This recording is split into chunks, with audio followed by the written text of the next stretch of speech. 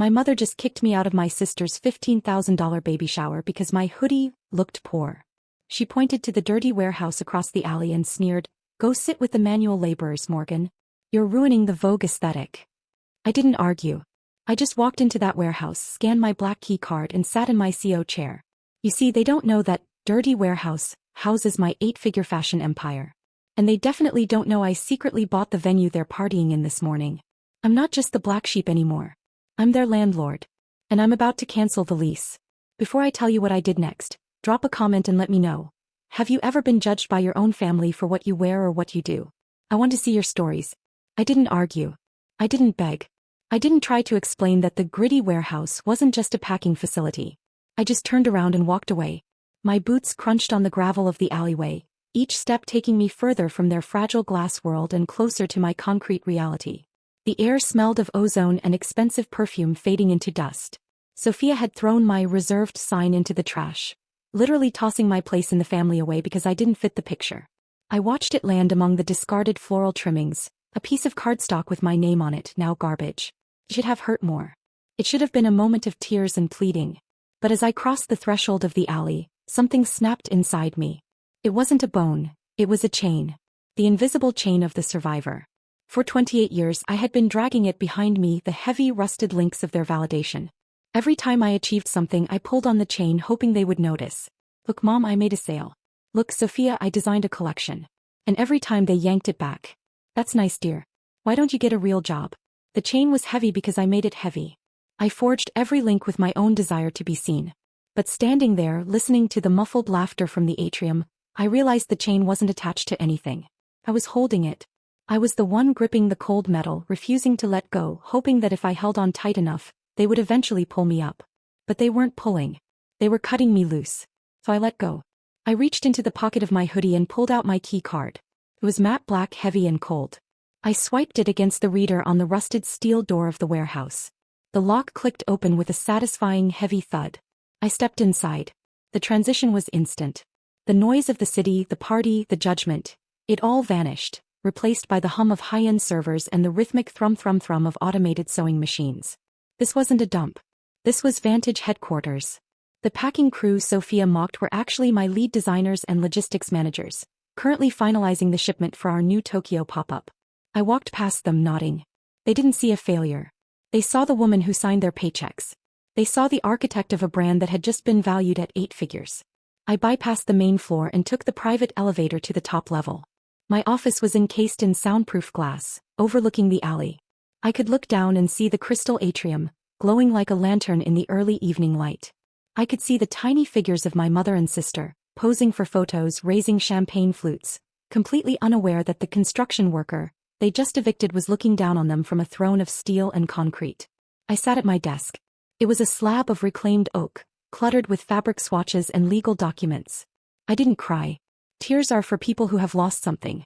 I hadn't lost anything. I had just gained clarity. I woke up my computer and logged into the building management system. I wasn't just the neighbor. I wasn't just the sister who didn't fit in. I was the owner. 6 months ago I had quietly purchased the entire block, including the building that housed the crystal atrium. I was their landlord. And looking at the lease agreement on my screen I realized something else. They weren't just rude tenants. They were in violation. I leaned back in my chair, the leather creaking softly. The silence in my office was absolute. It was the silence of power. I thought about the nights I spent sleeping on the floor of this very room, sewing prototypes until my fingers bled, while Sophia was buying followers and Susan was racking up credit card debt to maintain appearances. They called me lucky. They called me nouveau riche. They didn't know the half of it. I wasn't lucky. I was relentless. And they were about to find out exactly what happens when you insult the person who holds the deed to your fantasy. I opened my personal finance dashboard. It was time to look at the ledger. Not the business accounts but the personal ones. The family support fund. For years I had treated it like a tax. The cost of doing business with my own blood. I clicked on the folder labeled Loans and Gifts. The numbers scrolled down the screen, a waterfall of red ink. $5,000 for Susan's emergency dental work, which coincidentally happened the same week she posted photos from a spa in Cabo. $12,000 for Sophia's brand launch, which consisted of a single party and 0 products. $20,000 loaned to Zachary, my brother-in-law, for his retail tech startup that never seemed to launch. I scrolled and scrolled. It wasn't just money. It was my dignity itemized. Every dollar represented a moment where I bought their love or at least their silence. I had paid off Susan's old pageant debts so she wouldn't lose her house. I had funded Sophia's lifestyle so she wouldn't feel left behind. I had been the silent investor in their entire existence. And what did I get for it? A seat by the trash can. This wasn't generosity. This was a subscription fee to a club that didn't even want me as a member. I was financing the very people who mocked me for looking poor. I thought about the costume of insecurity. It's a concept in social psychology. The idea that people who feel financially or socially fragile will overcompensate with loud signals of wealth. Logos. Flashy venues. Aggressive exclusion of anyone who doesn't fit the aesthetic. Susan and Sophia were terrified. They were terrified that if they stopped performing rich, the world would see they were hollow. My hoodie, my quiet success, my refusal to play their game. It terrified them. It was a mirror reflecting their own fraudulence. Susan attacked me not because I was a failure but because I was authentic. My success was built on work, on product, on reality. Theirs was built on credit and my wire transfers. I was the structural integrity of their lives, and they had just taken a sledgehammer to the load-bearing wall. I picked up my phone. I didn't call them. I called my CFO. Freeze the family accounts, I said. My voice was calm, almost bored. The supplementary cards for Susan and Sophia. Cancel them. And the standing transfer to Zachary's firm? Stop it immediately. Effective when? He asked. Effective yesterday. I hung up. I looked down at the atrium again. The party was in full swing. I could see the flash of cameras. They were celebrating a future they couldn't afford in a building they didn't own, paid for with money that had just dried up. I felt a cold, clean satisfaction. It wasn't revenge. It was a correction. The market was correcting itself. They had overvalued their importance and undervalued my contribution. Now the bubble was bursting. But I wasn't done. The financial cut was just the beginning. I turned back to my computer and opened the legal files. The lease for the Crystal Atrium was strict. No subletting. No unapproved events over 50 people without a specific insurance rider. I scanned the document. Clause 4B. Immediate termination of lease for violation of safety protocols or unauthorized usage. Sophia had invited 200 people. I checked the insurance file. There was no rider. They were operating an illegal event in my building. I picked up the phone again. This time I dialed my attorney. Draft an eviction notice, I said. And schedule a building inspection for tomorrow morning. 8 o'clock sharp. For which unit? The Crystal Atrium. The game was over. They wanted me to be the help? Fine. I would help them pack. The next 12 hours were a masterclass in denial. My phone lit up like a slot machine but I didn't answer. I just watched the notifications roll in, a digital ticker tape of their unraveling. First, the confusion. Sophia texted, "Hey, my card just got declined for the after-party drinks. Call the bank, it must be a mistake." Then the irritation. Susan left a voicemail. "Morgan, pick up.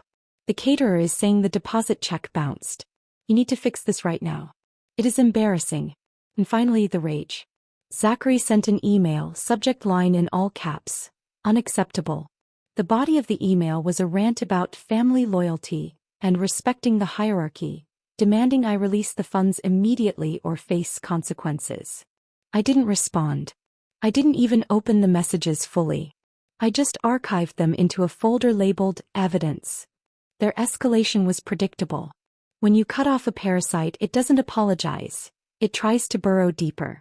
They weren't panicking because they missed me. They were panicking because the host organism had stopped feeding them. But amidst the noise, one notification stood out. It wasn't from my family. It was a system alert from my building security. Unauthorized access attempt. Main server room. I frowned. The server room was in the basement of the warehouse, securely locked. Who would be trying to get in there? I pulled up the camera feed. It was Zachary. He was standing at the keypad typing in codes, looking sweaty and desperate. He wasn't at the party. He was here in my building trying to break into my digital infrastructure. Then it clicked. The pitch. Tomorrow morning, Zachary was scheduled to pitch his failing retail tech company to a potential buyer. He had been bragging about it for weeks. A mysterious holding company called Vantage Holdings was interested in a $25 million buyout. He thought he was going to be rich. He thought he was going to save the family fortune. He didn't know Vantage Holdings was me. I had set up the holding company to anonymously acquire distressed retail tech assets. Zachary's firm was on the list. I had been considering buying it for parts. The code was decent even if the management was incompetent. But now I was watching him try to hack into the very company he was begging to buy him out. I watched him fail 3 times before kicking the door in frustration. He pulled out his phone and made a call. I zoomed in. He wasn't calling Susan. He wasn't calling Sophia. He was calling an offshore number. My eyes narrowed. Why would a small-time tech bro be calling the Cayman Islands at midnight? I opened the due diligence folder for his company. My team had flagged some accounting irregularities, but I hadn't looked closely. I assumed it was just sloppy bookkeeping. Now, looking at his desperate face on the monitor, I realized it was something else. I opened the raw financial data. I started cross-referencing his business expenses with the dates of my loans to the family. June 12th. I transferred $10,000 to Susan for medical bills. June 13th. Zachary's company records a $10,000 consulting fee paid to a shell company in the Caymans. August 4th. I pay off Sophia's $5,000 credit card bill. August 5th. Zachary's company pays $5,000 for server maintenance to the same shell company. The pattern was unmistakable. He wasn't just incompetent. He was embezzling. He was taking the money I gave Susan and Sophia, money they swore they needed for survival, and funneling it into his own offshore account. He was stealing from them, and by extension he was stealing from me twice. He wasn't trying to save the family. He was trying to cash out and run. I sat back, the cold light of the monitor reflecting in my eyes. This wasn't just a family dispute anymore. This was a crime scene. And tomorrow morning he wasn't going to walk into a negotiation. He was going to walk into an ambush. I called my security chief. Let him go, I said. Don't stop him. Just log the attempt. And make sure the boardroom is prepped for tomorrow at 9 o'clock. I'll be leading the meeting myself. Understood. Should we have legal present? Yes. And have the police on standby. I hung up and looked out the window. The lights in the atrium were going out. The party was over. But mine was just beginning. The next morning the industrial district was cold and bright.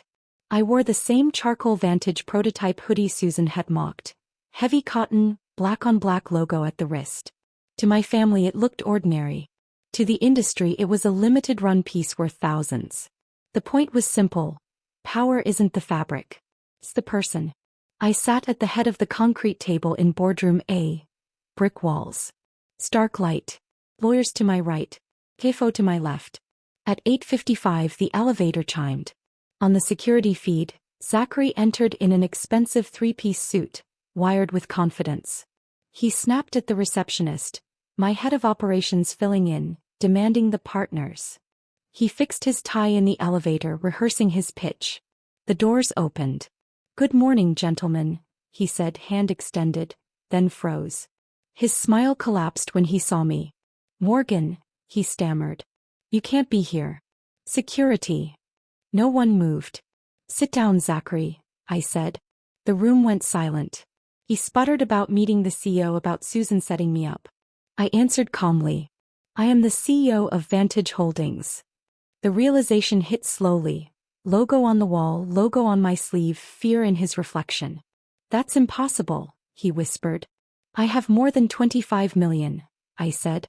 "And you have nothing." I tapped the console. A spreadsheet appeared. The embezzlement ledger. Cayman accounts. Shell companies. Years of theft. He collapsed into the chair, begging. Claiming he'd pay it back. "With whose money?" I asked. The screen changed to security footage of him forcing the server room door.